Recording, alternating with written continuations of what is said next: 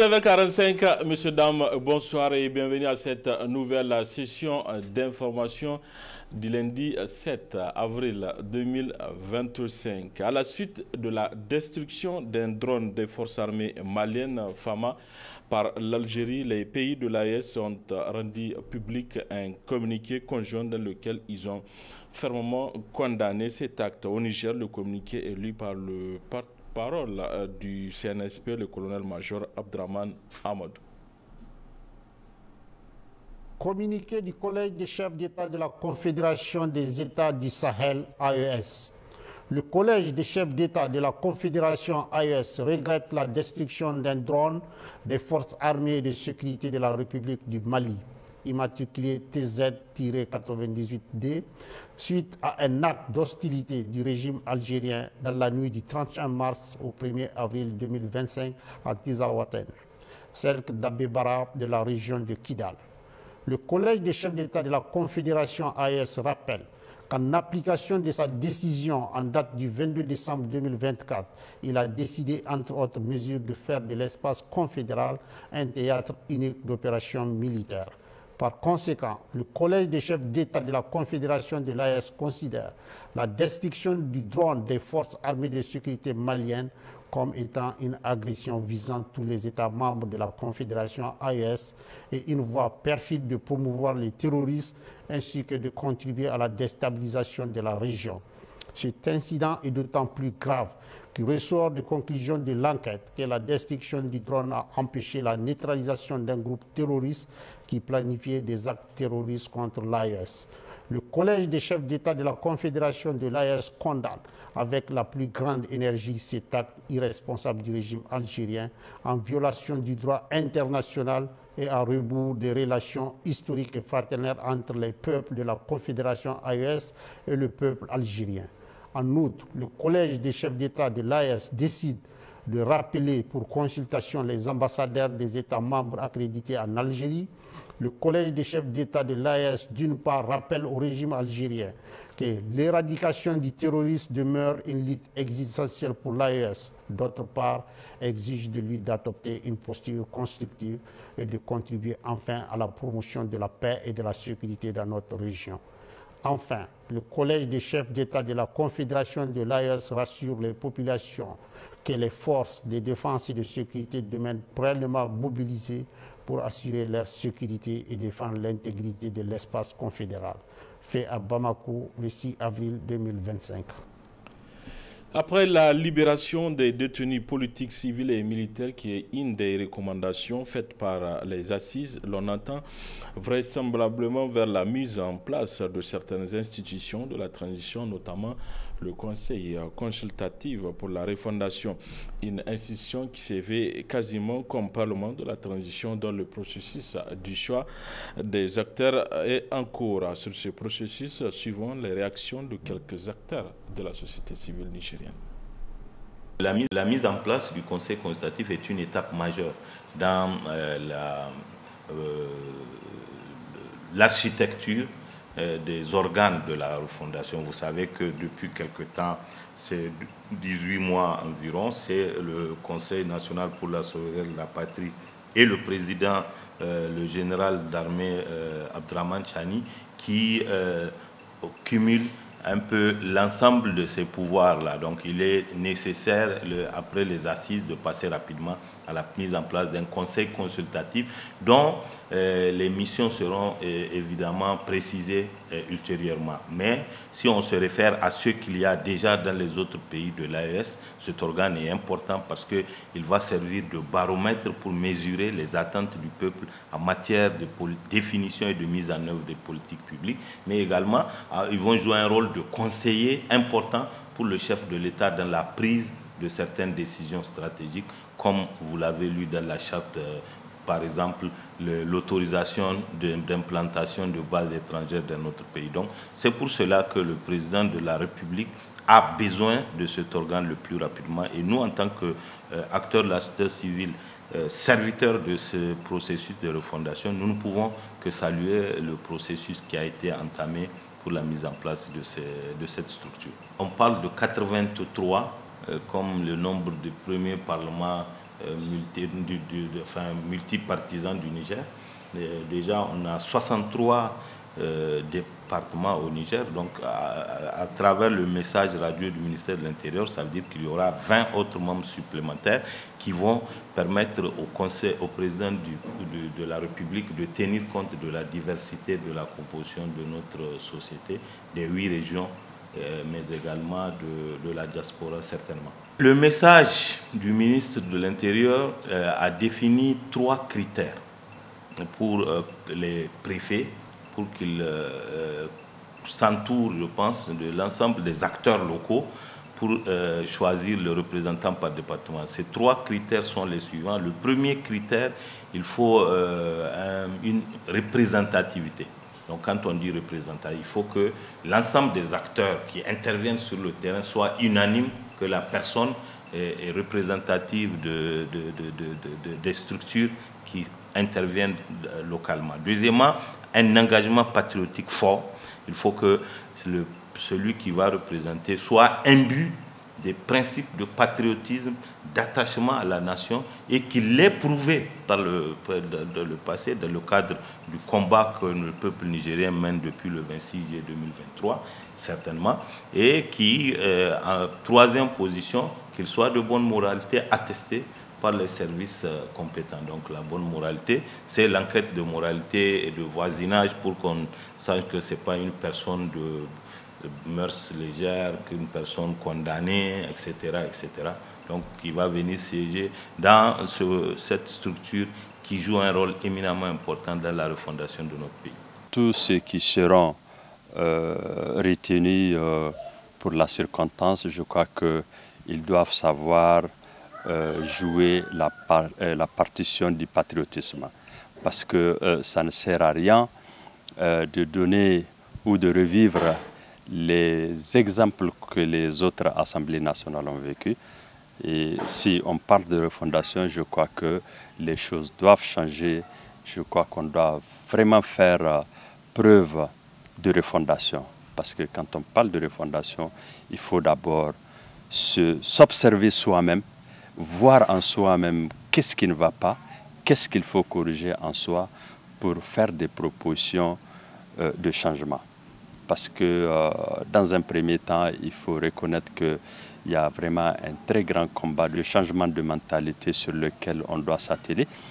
Et en dehors de tout ça, donner les meilleurs exemples de patriotisme pour que vraiment cette nouvelle assemblée ait une nouvelle image et que les Nigériens puissent se retrouver et qu'ils voient toutes leurs doléances ont été prises en compte, parce que c'est ça le plus important. Dans un premier temps, je pense qu'il faut donner le temps aux choses, il faut vraiment prier pour tous qui vont être sur place là-bas, vraiment qu'ils soient dans l'option de travailler rien que pour le Niger. Rien que pour le Niger, parce que les hommes vont passer, hein, et le Niger, là, il va rester, il va demeurer. Nous prions Allah le Tout-Puissant qu'il nous fasse le meilleur des choix et que tous ceux qui vont se retrouver là-bas puissent travailler rien que pour le Niger, rien que pour l'amour de la patrie, pour que nous puissions connaître un changement, un Niger nouveau. Voilà, rendez-vous donc en partie au magazine pour suivre l'intégralité de cette intervention. Restons toujours sur ces sujets pour suivre la réaction de quelques citoyens. De la refondation de notre République. Maintenant, pour ce qui est de la désignation ou de l'installation des citoyens nigériens qui vont nous représenter au niveau de ce conseil, je dirais tout simplement que nous attendons d'eux qu'ils soient sur la même ligne directrice sur laquelle le peuple nigérien a voulu s'inscrire depuis l'agenda du 26 juillet 2023 et que nos aspirations profondes sont notre souveraineté, notre droit et nos libertés fondamentales. Le principal verrou doit justement être quel sera leur rôle au niveau de ce conseil. Est-ce qu'ils vont atteindre les objectifs de l'aspiration du peuple au niveau de ce conseil? Ce que nous allons souhaiter par rapport à ce sujet, c'est de se faire un appel à toutes les couches sociales de bien choisir les représentants qui vont aller représenter les populations au niveau du conseil consultatif. Parce qu'il faut le rappeler, le conseil consultatif, c'est un événement ou une assise qui va répondre aux attentes de l'avenir de notre pays.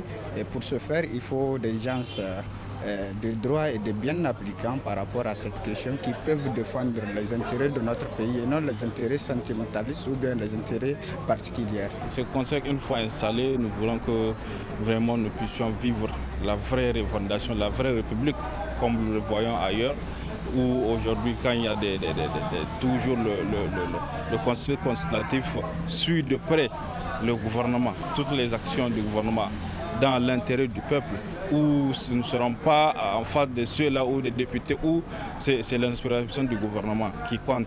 Or que c'est l'inspiration du peuple. Quand il y a un sujet qui est là, ça devrait être débattu pas à pas. Donc nous voulons qu'une fois installé, qu'il s'attaque premièrement sur l'aspect sécuritaire qui est là. Comme vous le constatez, l'aspect sécuritaire ne fait que se dégrader au niveau de la région de Tillabéri. Nous voulons que leur premier dossier, leur première préoccupation soit la sécurité nationale. Ce que nous attendons de ces membres, c'est de plaider au nom de tous les Nigériens et surtout aussi les jeunes, plus précisément les jeunes. Parce que nous faisons face à des multiples problèmes. Quand on parle de refondation, on devrait mettre les jeunes dans la marche vers le développement du pays, vers la souveraineté du pays. On parle de souveraineté, si on n'implique pas les jeunes, ça devient autre chose. Donc faisons en sorte que les jeunes puissent dire leurs mots à travers ce canal de souveraineté pour qu'on puisse être souverains nous aussi les jeunes. Voilà, c'est la réaction de quelques citoyens par rapport à la mise en place du conseil consultatif de la transition. Le comité exécutif de l'Union des étudiants des instituts et écoles professionnelles et techniques de Niamey, IEPTN, a animé un point de presse ce matin au siège de l'USN. Cette sortie, au cours de laquelle l'IEPTN a rappelé certaines revendications, fait suite à la promulgation et la publication de la charte de la refondation au journal officiel de la République. Suivant la teneur de cette sortie dans cet extrait avec le secrétaire général de l'IEPTN, Bakin Batouré.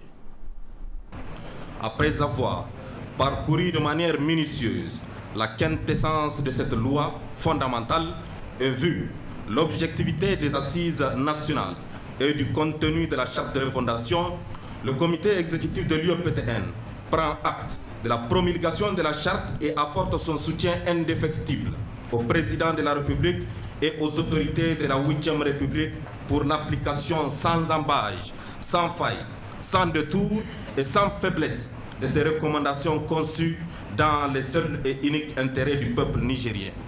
Le CEUPTN rappelle que le combat aux côtés du peuple, donc de la masse laborieuse, et la lutte contre l'impérialisme était depuis la nuit des temps le propre de l'USN.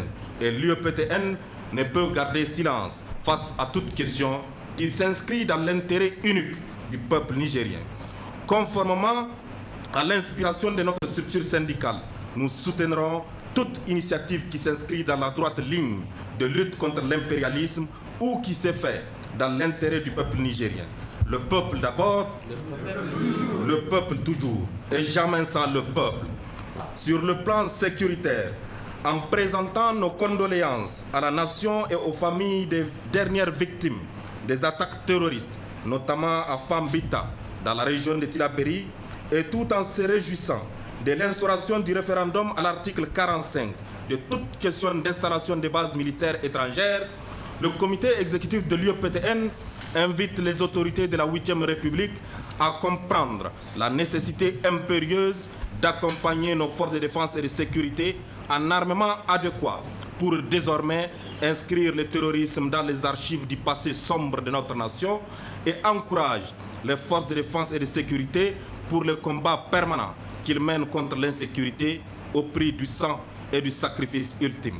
Sur la question de justice, tout en se réjouissant de l'inscription aux alinéas 5 et 6 de l'article 2 de la charte de la refondation, de la question de justice sociale et de l'indépendance de la justice, le comité exécutif de l'UEPTN exige, dans le plus bref délai, que justice soit faite pour tous les jeunes admis au concours et qui peinent encore à jouir de leurs droits malgré les décisions judiciaires rendues en leur faveur.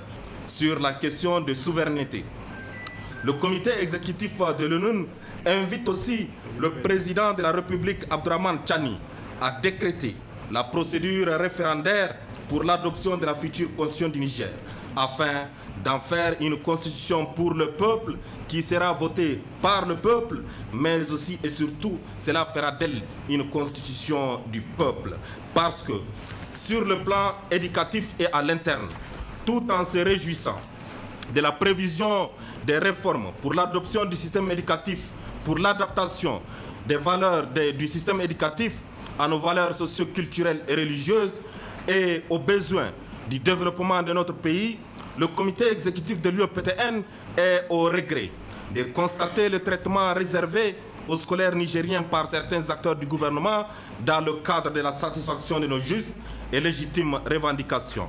Excellence, Monsieur le Président de la République du Niger, prenez à bras le corps ces questions et permettez à nos camarades d'être dans leurs droits, dans la satisfaction de leurs revendications les plus justes et les plus légitimes.